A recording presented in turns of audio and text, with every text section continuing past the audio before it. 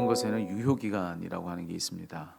그저께 냉장고를 열어보니까 요거트 하나가 저 깊숙이 있는 게 보였어요. 그래서 이제 먹으려고 보니까 혹시나 해서 보니 유효 기간이 좀 지나 있더라고요. 겉은 아주 멀쩡합니다. 그렇지만 이제 유효 기간이 이제 지나 있다고 하는 그런 거기 이제 이 숫자가 이렇게 적혀 있었던 거죠. 생각해 보면은 영원한 분은 하나님밖에는 없습니다. 그러니까 하나님과 관계된 것만이 또 영원하지요. 그밖에 모든 것들은 다 끝이 있어요. 겉이 아무리 그렇지 않아 보여도 영원해 보인다 할지라도 그 모든 것들은 다 이제 끝을 가지고 있습니다. 우리의 사명도 그래요. 오늘 이 말씀해 보니까 오늘 사명에 대한 이야기인데 우리에게 주어진 사명도 절대로 영원하지 않습니다. 그것도 언젠가 다 끝날 때가 있다라고 하는 것이죠. 하지만 우리는 우리에게 주어진 사명이 마치 영원한 것처럼 그렇게 생각을 하곤 합니다.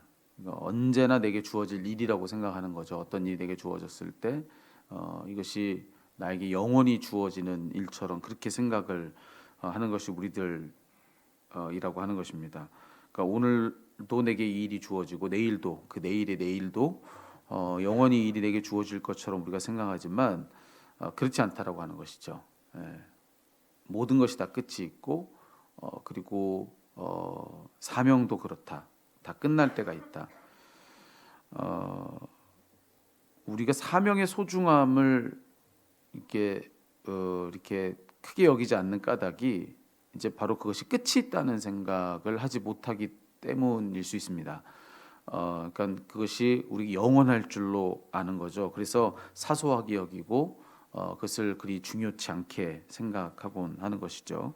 하지만 사명도 끝이 있습니다. 그래서 우리에게 주어진 그 끝날 더는 우리에게 그 사명이 주어지지 않는 그런 때가 오게 되면 이젠 그제서야 알게 되는 것이죠. 그 일이 내게 얼마나 귀했고 얼마나 중요했는가. 이제 그때는 그것을 이제 알게 되기 마련입니다. 몇 년 전에 우리 장로님 한 분이 이제 은퇴를 하시면서 영상으로 인사를 하신 내용이 제게 아주 깊게 자리하고 있습니다. 무슨 말씀을 하셨냐면은 그분은 이제 그 교사로서 사역을 청소년 때부터 이제 시작하신 분이세요. 그래서 교사로서 지금까지 몇 년 교회학교 교사로서 어느 정도로 이제 오래도록 그 사명을 감당했느냐면은 정말 누군가의 한 평생, 누군가의 한 사람의 생애만큼이나 이 교사의 직분을 감당하셨던 그런 분이세요. 근데 그분이 이제 모든 이제 그 사명을 다 마치시고 이제 장로로서 이제 마저 은퇴하면서 무슨 말씀을 하셨냐면은 그런 말씀하셨어요. 이젠 다 때가 있다. 이제 그런 말씀을 하시더라고요. 주어진 이 사명이 내게 더는 주어지지 않는 그런 때가 있다. 그러니 만약에 사명이 주어졌다면 더 이 사명을 감당하고 싶어도 그럴 수 없는 그런 때가 오니 내게 주어진 그 사명 귀히 여기고 충성을 다하십시오라고 하는 그런 말씀을 마지막으로 남기셨던 기억이 납니다. 근데 오늘 우리가 읽은 이 민수기 20장의 말씀이 곧 그런 메시지인 거죠. 이 오늘 말씀에 보니까 아론에게 주어졌던 이 제사장의 직무, 이 책임이 영원하지 않은 거예요. 하나님께서 이제 끝이라고 말씀하시고 애초에 그에게 입혀주셨던 그 제사장의 옷을 하나님께서 이젠 벗기시니까 그날로 그의 사명도 끝이 나고 그의 생명도 지금 끝이 나고 있는 것입니다. 그래서 오늘 이 말씀을 이제 기점으로 해서 이 아론은 더 이상 우리가 읽는 말씀 안에서 등장치 않는 것이죠. 이제 그는 이제 이 역사의 뒤안길로 이제 길을 떠나게 됩니다. 오늘 이 말씀을 통해서 우리가 보고 있는 사실도 그것이죠. 하나님께서 끝이라고 말씀하시는 때가 있다고 하는 것입니다. 우리가 영원할 거라고 생각하고 지금 당연히 누리고 있는 모든 것들을 더는 누릴 수 없는 그런 때가 온다. 예. 우리 일상이라고 하는 것을 두고 우리가 가지는 마음은 무엇입니까? 늘 반복되니까 지금까지 영원히 반복될 줄로 알고 아주 사소하게 여기는 것이 우리들의 일상 아닙니까? 하지만 더는 이 일상을 당연하게 누릴 수 없는 날이 온다고 하는 사실을 우리 그리 심각하게 그렇게 생각지 않고 살고 있는 것입니다. 우리들의 삶을.